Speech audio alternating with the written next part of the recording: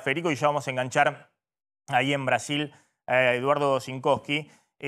Decía que me había llamado la atención este cuadro de 14 elecciones desde 2019, donde pierden los oficialismos. La verdad que es muy impresionante en Latinoamérica. Lo tenemos ahí el cuadro para mostrarlo, cómo desde 2019, incluida obviamente la elección en la Argentina de Macri, vienen perdiendo los oficialismos. Y a esto le podemos agregar, sin duda, a Estados Unidos, ¿no? En el 2021 con la imposibilidad de ser reelecto de Trump. Es decir, en toda América hay por lo menos 15 elecciones consecutivas de derrota de los oficialismos. Bueno, en muchos casos se dio en esta última etapa la coincidencia también de que eran gobiernos de centroderecha o derecha y terminan ganando partidos de izquierda, como en Chile o en Colombia, o de centroizquierda, como es el caso de Lula. ¿Qué está pasando ahí?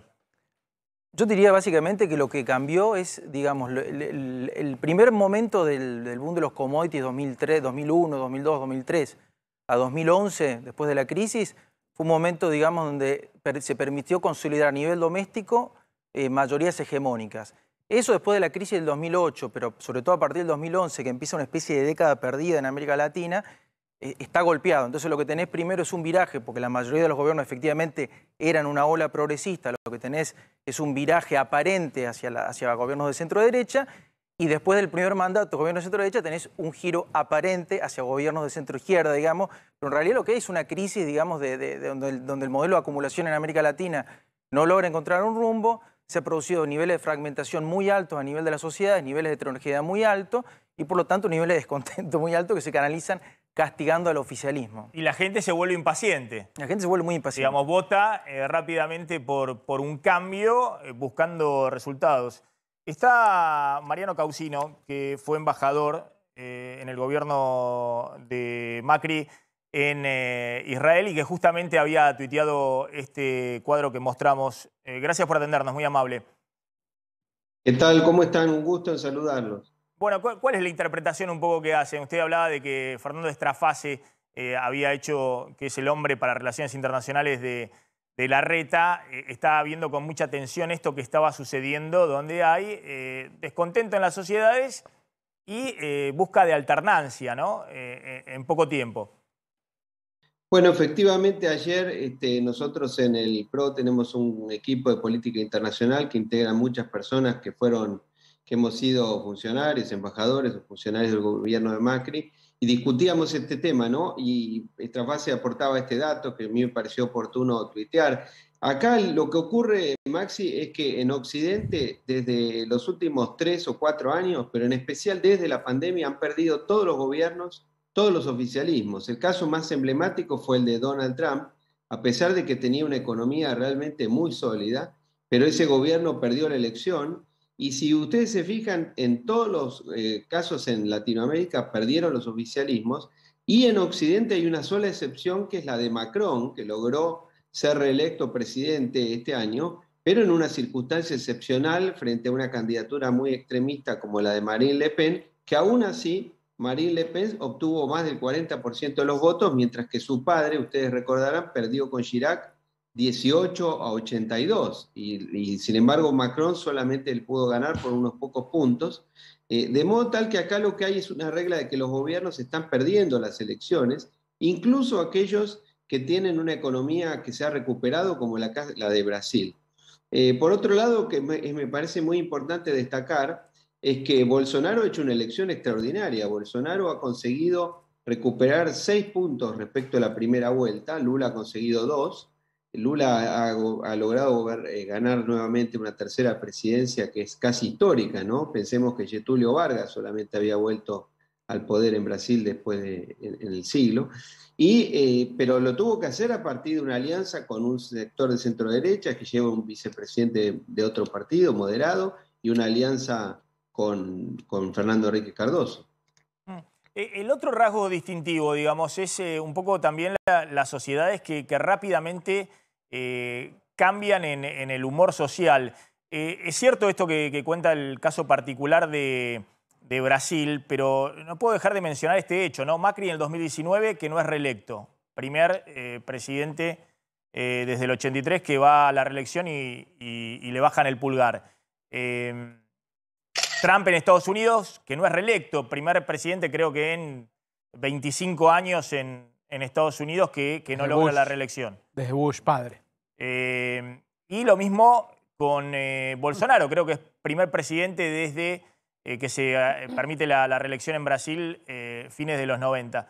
¿Qué está sucediendo ahí también? Que la sociedad, ante la falta de resultados, o en todo caso, pide resultados más concretos y si no, que pase el que sigue. Bueno, evidentemente hay un descontento en todo Occidente con el estado de la economía y con la calidad de vida, y hay una serie de demandas que son prácticamente de incumplimiento imposible, porque la sociedad moderna y la posmodernidad en realidad exige un nivel de satisfacción inmediata en todas las relaciones, no solo en el plano económico, en el plano laboral, en el plano hasta afectivo. Pensemos cómo hoy en día las relaciones personales se disuelven y surgen y se disuelven de una manera tan rápida que eso lleva a una insatisfacción permanente, y esto es lo que vienen sufriendo los gobiernos. Es muy difícil gobernar en este momento. Hay quienes dicen, yo no soy especialista en la materia, pero hay quienes dicen que tiene que ver con las redes sociales, con la inmediatez de las comunicaciones, con el hecho de que la cultura de la comunicación tan inmediata genera una especie de cultura binaria de sí o no, blanco o negro, bueno o malo, y eso provoca ese tipo de cuestiones. Pero tal vez sea para analizarlo con un sociólogo, con un psicólogo, ¿no? Yo no lo soy, yo simplemente trato de estudiar un poco los comportamientos de la política internacional. Faustino, le hago la última, ya que estaban reunidos ahí el equipo de Relaciones Internacionales de Larreta y del PRO. ¿Cómo interpretan? De los 3 candidatos. De los 3 candidatos del PRO. Bueno, de las 3 figuras que pueden ser presidentes de Juntos por el Cambio y en especial del PRO, que son las 3 personas que encabezan las mediciones para las elecciones del año próximo. Bullrich, Larreta y se me pierde uno. No, bueno, y Eugenia el presidente. No, y Mauricio Macri eventualmente. Se me había perdido uno. Está bien. Claro. Bullrich, Larreta y Mauricio Macri. ¿Y cuál es la interpretación que hacen de la elección del triunfo de Lula?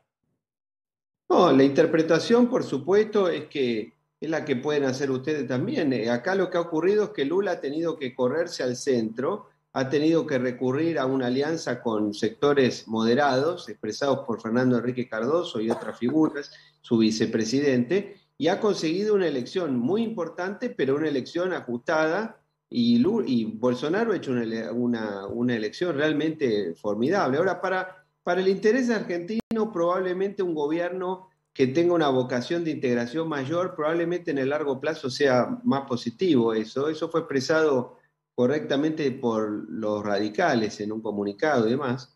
Pero bueno, también es cierto que a uno no puede dejar de olvidar el hecho de que Lula ha sido un fundador del Foro de San Pablo, que ha tenido alianzas muy complicadas con los Kirchner, con el chavismo, con las dictaduras que persisten en las Américas, en Cuba, Venezuela y Nicaragua. Y bueno, eso también es una realidad, ¿no? No podemos olvidarlo. Pero lo importante es que se reencauce la relación con el Brasil, que este gobierno había congelado. Fíjense, si tenemos un segundo más, lo que ha hecho el presidente Alberto Fernández es una barbaridad. En este momento ha viajado al Brasil, después de 3 años que ha congelado la relación a nivel presidencial con el Brasil porque no le gustaba la ideología del presidente, sale a mendigar. Y realmente lo que ha hecho es una vergüenza, porque lo que corresponde es que el presidente electo viaje y visite a sus colegas de la región, no que el presidente de Argentina vaya corriendo a mendigar al presidente electo del Brasil. Realmente, que imagínense si hiciera eso con un presidente norteamericano, estaríamos diciendo que es una sumisión al imperio, y sin embargo va y lo hace con el Brasil. Y realmente creo que es algo que los medios tienen que llamar la atención, ¿no? Porque la Argentina no es una colonia tampoco para tener esa actitud. La verdad, es una actitud más lamentable de este gobierno que ha retrocedido tanto en el primitivismo en el que nos ha metido en la política internacional. Parece una cuestión más personal, digamos, de Alberto Fernández, buscando un apoyo individual, personal de él, incluso dentro de la asfixia que está sufriendo en este momento dentro de su propia coalición de gobierno. Encontrar, bueno, que recién decía Rolando Graña, la generosidad de Lula, siendo presidente electo de Brasil, de recibirlo un rato para poder almorzar ahí en San Pablo, ¿no? Pero bueno, Causino, gracias, muy amable. No, gracias a ustedes. Un abrazo. Hasta siempre. Está Eduardo Sinkowski en San Pablo. Eduardo, ¿qué tal? ¿Cómo estás? Maxi, buenas tardes a vos y a todos los oyentes. Bueno, digamos que el tema de las encuestas, algunas daban 4 puntos a favor de Lula. Yo creo que está bien, vieron la tendencia, digamos, pues siempre son encuestas que tienen un margen de error de alrededor del 3%, 3 puntos más o menos. Ha habido casi 2 puntos de diferencia, está dentro del margen de error. Lo importante es que pudieran visualizar la tendencia, es decir, que en una elección tan cerrada hubiera un ganador. ¿Qué estás viendo, Eduardo, en el día después? ¿Y qué de alguna manera te preocupa respecto a lo que se está moviendo en el día después de esta elección? Yo creo que Brasil hizo un ajuste de cuenta con su historia. Creo que Bolsonaro como figura cultural era algo atípico para un país que tiene Gilberto Gil, Caetano, Machado de Assis. Bolsonaro representa otra cosa. O sea que culturalmente es importante el cambio que se produce.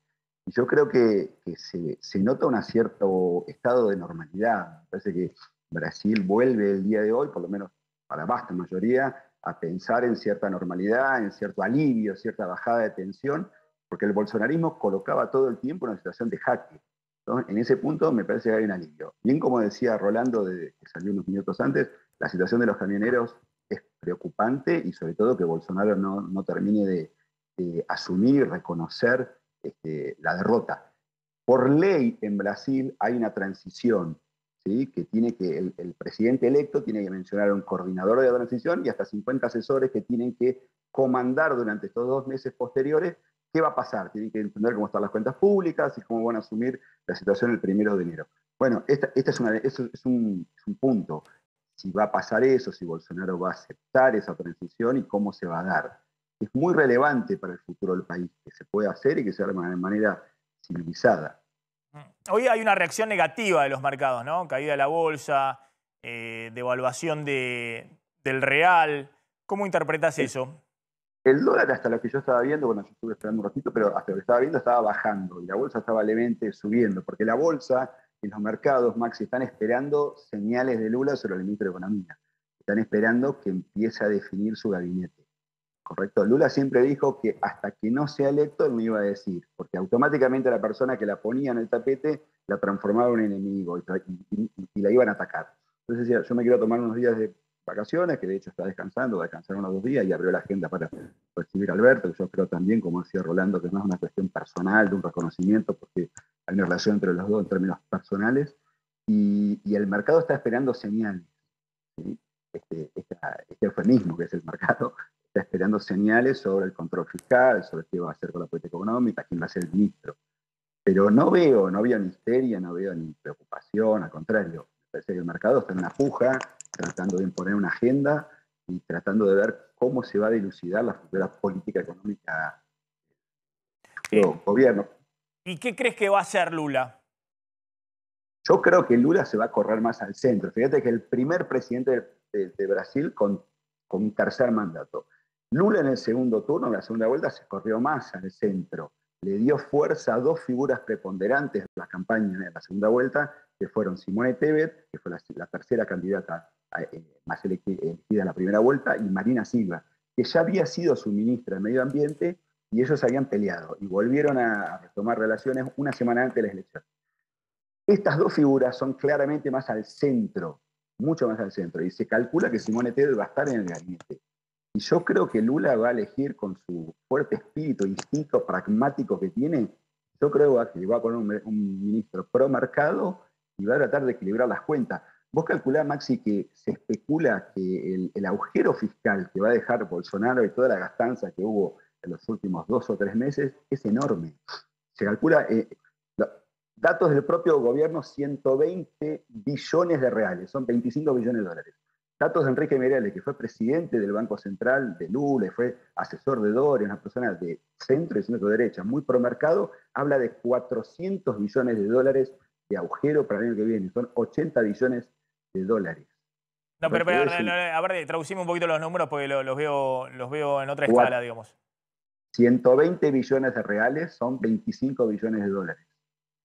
Esa es la estimativa de economistas del 25 billones, me lo estás tomando como lo hacen los 25 mil millones de dólares. Exacto, de dólares. Pero las estimativas más pesimistas hablan de 80 billones de dólares. Entonces es un agujero enorme. Fíjate que todo esto que ustedes comentaban y nosotros todos mismos mencionamos sobre la deflación de Brasil de los últimos meses. La deflación, Maxi, fue artificial, porque la deflación se genera o se empuja con la baja del precio de los combustibles. La baja del precio del combustible se hizo porque le sacaron impuestos provinciales, ¿correcto? Que el Estado le va a devolver, el Estado Nacional le va a devolver a las provincias, pero están pateando la deuda para el año que viene. Técnicamente es eso lo que pasó. En algún punto es bueno. Vos fíjate que Argentina tiene muchas dificultades para bajar la inflación. Brasil, con un artificio, con una medida más artificial que otra cosa, la bajó. Pero lo que se calcula, Maxi, que va a empezar a subir el combustible de vuelta. Y además Brasil primerió en la suba de tasas muy fuerte desde principio de año. También tuvo una política ahí bastante contractiva.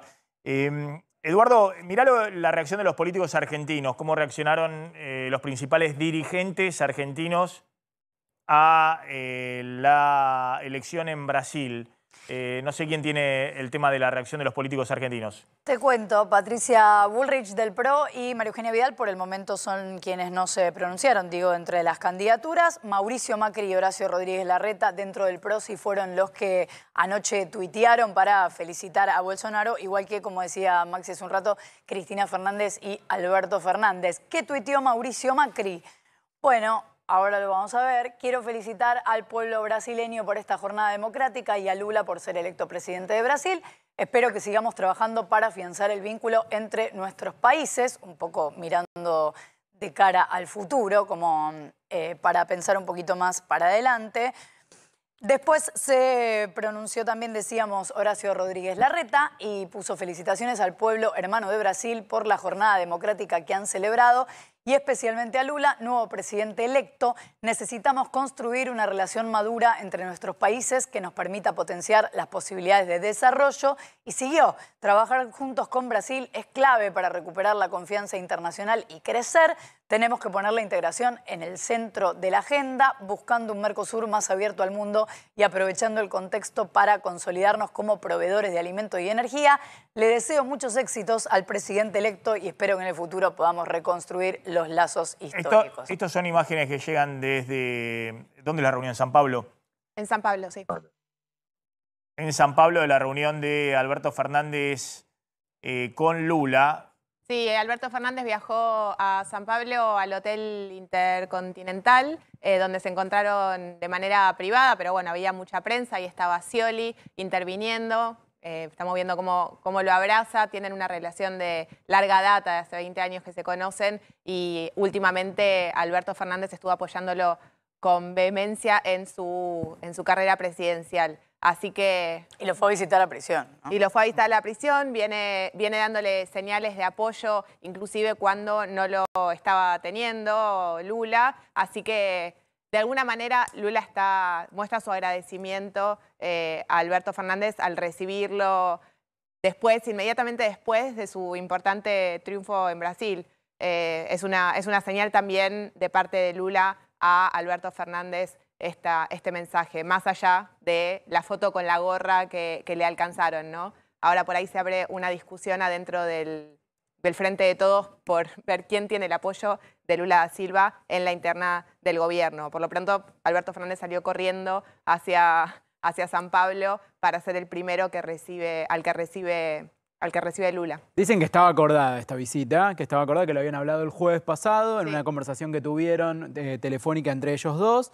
Ayer se comunicaron también por intermedio del embajador Daniel Scioli, que estaba ahí en el búnker de Lula y le pasó el teléfono. Y según cuentan en el gobierno, Lula de esa manera le dice, acordate que nos quedamos en encontrar mañana.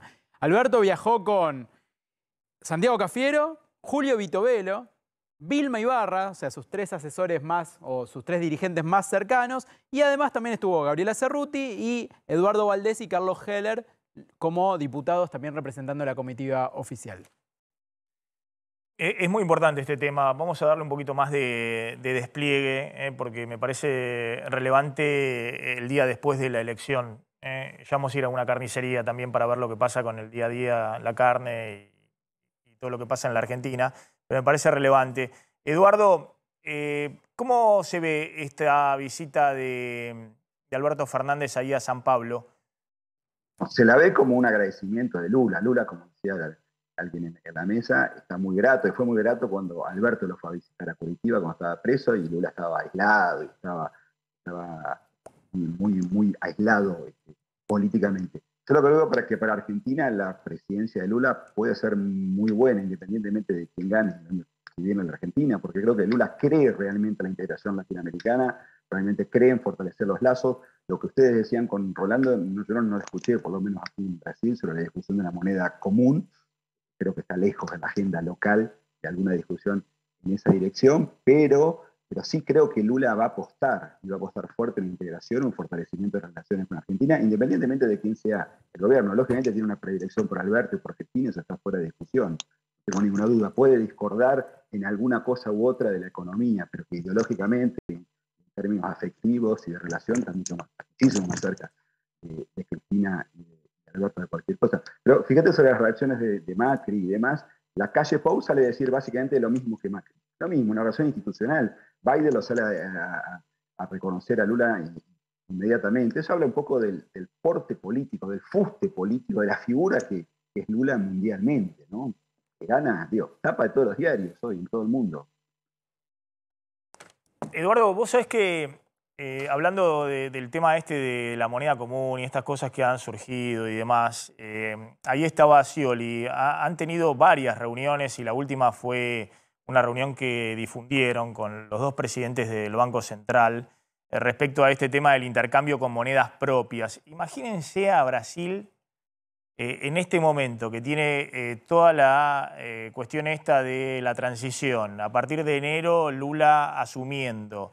Que además no tiene un problema de estabilidad cambiaria Brasil. Brasil tiene 380.000 millones de dólares en el Banco Central, está lleno de dólares en el Banco Central y en general funciona el tipo de cambio flexible con reservas. Hay todo un desafío grande respecto a cómo va a volver al equilibrio fiscal. Imagínense embarcándose en el último año de la gestión de un gobierno que está con 100% de inflación, sin reservas en el Banco Central. Es decir, puede haber mucha ayuda en este tema de usar el intercambio de monedas y demás, pero parece ciencia ficción, ¿no? La idea de que se va a definir en el próximo año un salvataje para la Argentina. Esto de encontrar que los argentinos tenemos siempre a alguien que nos va a salvar. Las inversiones chinas, ¿no? Digo, tenemos la mitad de nuestras reservas, más de la mitad de nuestras son yuanes, no son dólares, son yuanes. Y todavía estamos esperando a alguien que nos va a salvar. Me parece que es un poco esta discusión donde se empieza a generar, sobre todo en un gobierno que está, el argentino me refiero, en muchas dificultades, ver si puede haber un salvador del otro lado, ¿no?, de la frontera. Sí, yo lo que creo es que para el intercambio comercial entre Argentina y Brasil, que es fuerte, fíjate, Brasil, Argentina es el tercer socio comercial más importante después de China y Estados Unidos. Entonces creo que sí puede funcionar. Por eso dependen de los 2 bancos centrales y en teoría tendría hasta todo sentido, Maxi, que se haga. Y ahí a que se surja una moneda común, me parece que estamos a años luz. Me parece que Lula va a tener un frente interno muy difícil de sustentar. Fíjate que Bolsonaro, cuando agita todo esto, el comunismo imaginario, esta cosa que es muy delito, entre otras cosas, lo que dice, porque el gobierno de PT se ayudaba a Venezuela, se ayudaba a Cuba, y agita esos fantasmas. Y a Bolsonaro, en las elecciones de ayer, los datos muestran que le fue bien prendiendo de la mecha el antipetismo. Entonces, en ese punto yo creo que Lula va a ser muy cauto, y muy estratégico, muy pragmático tanto en su relación, en su afecto, sea con Cristina, Alberto, quien fuera el presidente de la Argentina, o con el pueblo argentino, que creo que lo quiere y creo que lo pone como prioridad, versus los intereses que le importan a Brasil. Y cómo cuida su reserva, cómo cuida sus relaciones bilaterales y cómo cuida su economía. Eduardo, gracias. Es siempre muy interesante escucharte, Eduardo Zinkowski, desde San Pablo. Federico, no sé si querés aportar algo respecto a esto que estamos viendo, que es bueno, una elección que evidentemente todos han buscado de alguna manera posicionarse, ¿no?, en la dirigencia política argentina. No, yo entiendo que genera mucho entusiasmo Lula porque a diferencia de Bolsonaro siempre se separó como su gran diferencial la proyección internacional a partir de América Latina. Bolsonaro era más unilateralista, si se quiere, la proyección de Brasil por sí mismo. Ahora bien, la situación que tiene es básicamente que está asumiendo una presidencia débil, no tiene mayorías en la Cámara de Diputados, no tiene mayoría en la Cámara de Senadores, tienen los 3 estados más ricos, digamos, van a ser opositores, San Pablo, Minas Gerais, Río de Janeiro, con lo cual va a ser una presidencia que primero internamente va a tener que, en forma pragmática, consolidar su frente interno. Y cuando digo su frente interno, digo la relación con los opositores, con todo ese marco de opositores y la relación al interior del Partido de los Trabajadores, porque también va a tener que, digamos, probablemente tener un rumbo mucho más pragmático de lo que al Partido de los Trabajadores le gustaría.